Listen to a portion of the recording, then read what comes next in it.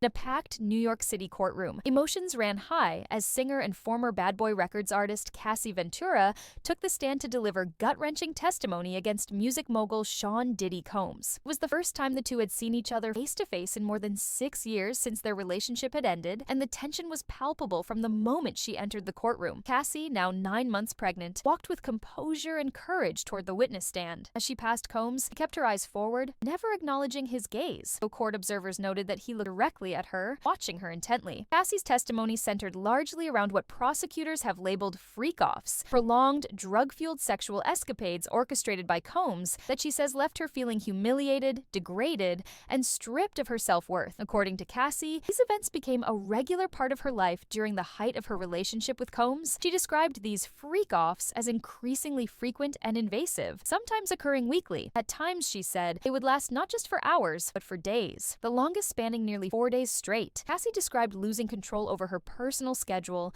her creative work, and even her access to communication. Her phone, iPad, and laptop would be taken away from her, only to be returned when she was deemed to be done being punished. At one point during her testimony, Cassie painted a disturbing picture of a particular freak-off that still haunts her. She testified that while under the influence of ecstasy, she lay on the floor incapacitated. She alleged that Combs, along with another man, an escort, stood over her and urinated on her face. She began choking on their urine, unable to move or resist. Humiliation was complete, body and dignity reduced to a stage for someone else's fantasy. Courtroom fell silent as she relived this memory, and even Combs' own children, 6 of whom were seated in the courtroom, not bear to remain in their seats. According to reports, his daughters stood up and left the room when the testimony reached that point. Later returned, only to leave again when the details became even more graphic. Her voice trembled at times. She often paused, took deep breaths, or sighed heavily before answering questions, each pause speaking volumes about the emotional weight she was carrying. Cassie also spoke of the aftermath of these freak-offs. In one instance, she said the hotel room was so damaged, soaked with blood, urine, and excessive baby oil, the staff demanded an extensive redecorating job, billing them a hefty fee. It was not an isolated incident, she said. Use of baby oil was so excessive and frequent during these events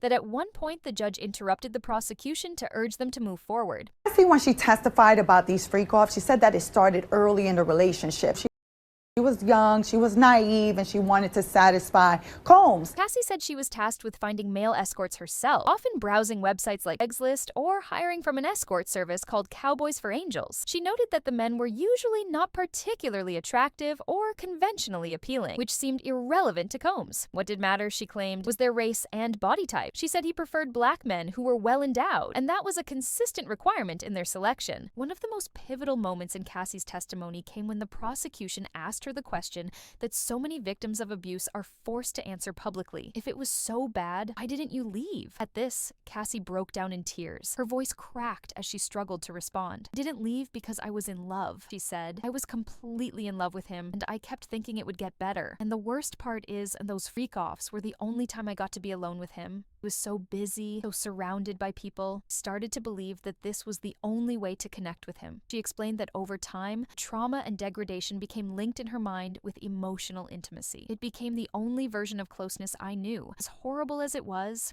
the only time he focused on me.